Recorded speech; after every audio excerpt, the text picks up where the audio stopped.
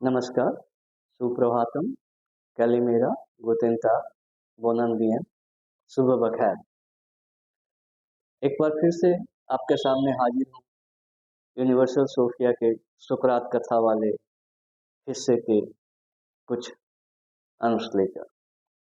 सुकरात कथा में मेरी ये कोशिश है कि पहले हम आम जनमानस के भी सुकरात के प्रति रुचि जगाएं, और इसलिए हमने ये सोचा है कि सुकरात के बारे में छोटी-छोटी कहानियाँ हम इसमें पहले सुनाएंगे, और उसके बाद फिर हम सुकरात का जो असली काम था उसके ऊपर बात करेंगे।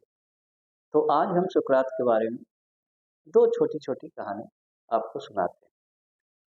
तो ऐसा था कि सुकरात अपने नगर के चौराहे पर, बाजार में खड़े होकर भाषण देने लगते थे, और कोई सुनता था, कोई नहीं सुनता था, कोई कुछ देर रुकता था, फिर चला जाता था।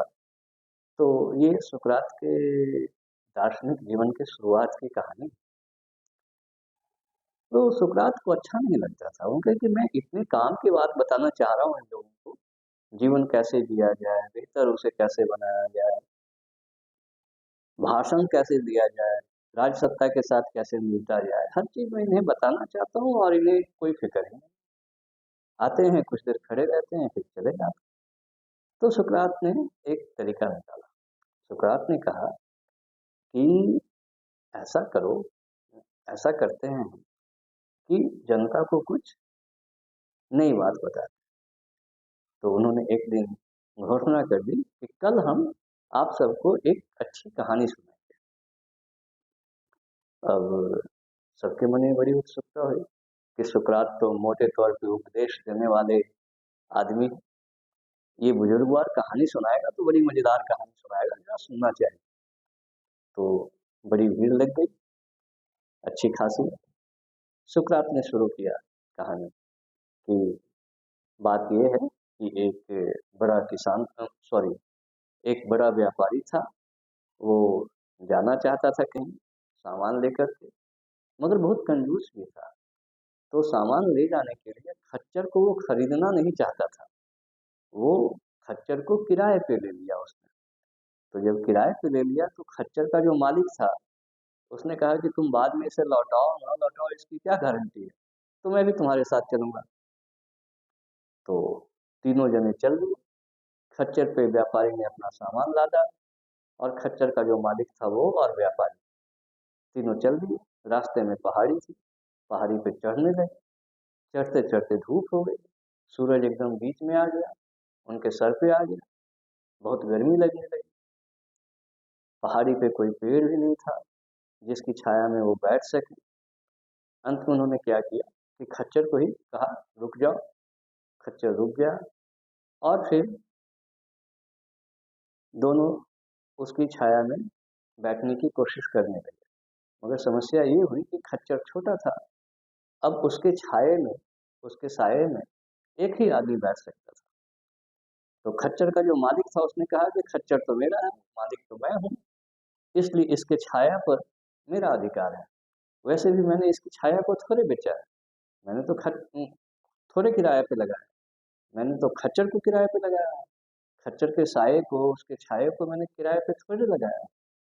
उधर व्यापारी कहने लगा क्योंकि मैंने खच्चर किराए पे लिया है, इसलिए उतनी देर तक इसका साया भी मेरे अधीन ही रहेगा, क्योंकि मैंने खच्चर का किराया दिया है।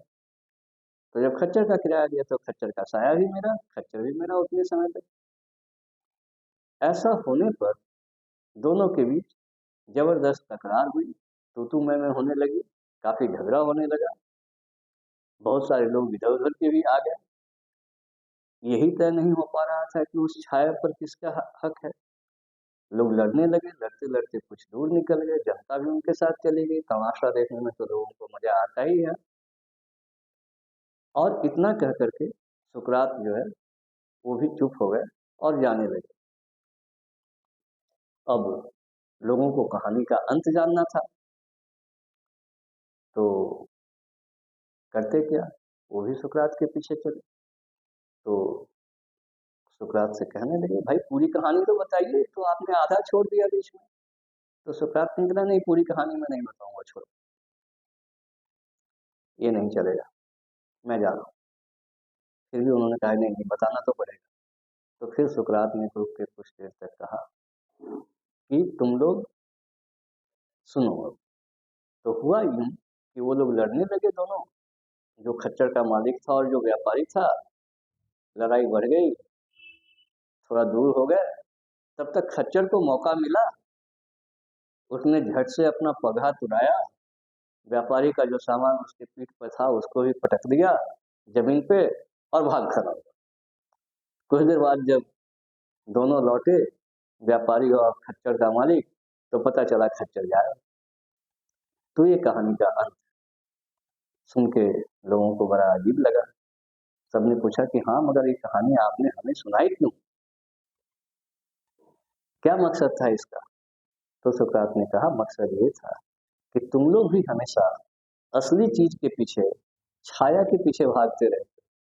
खच्चर के छाये के ऊपर दोनों लड़ने लगे और खच्चर गायब हो गए। उसी तरह से जब मैं तुम्हें काम की बात बताता हूँ, अच्छी बात बताता हूँ, तो तुम नहीं सुनते हो, और जब मैंने तुम्हें एक कहानी सुनाने की बात कही तो तुम आ गए।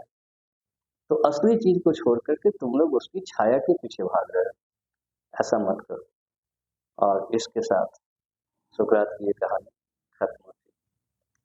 अब इसी से जुड़ी एक दूसरी कहानी। एक दफे एक नौजवान सुकरात के पास आया। सुकरात को नौजवान बहुत पसंद करते थे, क्योंकि वो उनकी बात बहुत प्यार से सुनते थे और फिर नौजवानों की समस्याओं का हल करते थे। तो वो नौजवान जो आया उसने कहा कि आप हमें कोई तरीका बताइए जीवन में सफल होने का। तो सुकरात ने कहा ऐसा, तो ठीक है, तुम कल आ जाओ मेरे पास। नौजवान अगले दिन सुकरात के घर आ गया। सुकरात उसको लेकर नदी किनारे चल गए। नदी किनारे जाने के बाद सुकरात कुछ दूर नदी में भी अंदर चले गए उस नौजवान के साथ। और उसके बाद सुकरात ने अचानक नौजवान को नदी के पानी में पटक दिया। अब वो नौजवान छटपटाने लगा और सुकरात ने उसके सर पे हाथ रख रखा था। बाहर आने के लिए वो कोशिश करने लगा, मगर सुकरात काफी बलवान आदमी थे, बुढ़ापे में भी, तो उन्होंने हाथ हटाया नहीं। फिर नौजवान को लगा कि ऐसे तो काम चलेगा नहीं। उसने जोर की सांस ली, अपने पूरे बदन में हवा भरी और उसके बाद पूरी ताकत के साथ बाहर निकलने की कोशिश की और बाहर आ भी गया। जब बाहर आ गया तो सुकरात से पूछा कि ये क्या, आपको मैंने कहा था सफलता का तरीका बताने के लिए, आप मुझे पानी में डुबाने लगे। तो सुकरात ने कहा कि मैंने तो तुम्हें सफल होने का सबसे बड़ा तरीका बता दिया। तो नौजवान ने कहा कैसे? तो सुकरात ने कहा कि जब मैं तुम्हें पानी में डुबा रहा था, उस समय तुम सबसे ज्यादा किसके बारे में बात कर रहे थे, किसके बारे में सोच रहे थे अपने मन में?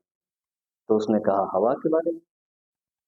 तो सुकरात ने कहा बिल्कुल, यही रहस्य। जब तुम अपनी सफलता को उसी तरह से चाहने लगोगे जिस तरह से तुम उस समय हवा को चाह रहे थे, हवा को पाने की कोशिश कर रहे थे, जब उसी शिद्दत से तुम सफलता को चाहने की कोशिश करोगे, सफलता की कोशिश करोगे, तो तुम जरूर सफल हो जाओगे। जब जैसे तुमको ये लग रहा था कि अगर तुम्हें हवा नहीं मिली तो तुम मर जाओगे उस समय, उसी तरह से जब तुम्हें ये लगने लगेगा कि अगर तुम्हें अब सफलता नहीं मिली तो तुम मर जाओगे, तो तुम यकीनन सफल हो जाओगे। तो इन दो छोटी छोटी कहानियों के साथ मैं आज इसे यहीं पे समाप्त करता हूँ। अगले दिन सुकरात के बारे में कुछ और कहानियों को लेकर मैं आपके सामने आऊँगा। कोशिश यही है कि पहले इस तरह की कहानियों से सुकरात में पूरी रुचि जगाई जाए और उसके बाद सुकरात के असली काम, जो उनके संवाद थे, डायलॉग थे, उसके बारे में हम बात करेंगे, जहाँ से ज्ञान विज्ञान के सिलसिले की शुरुआत हो। धन्यवाद।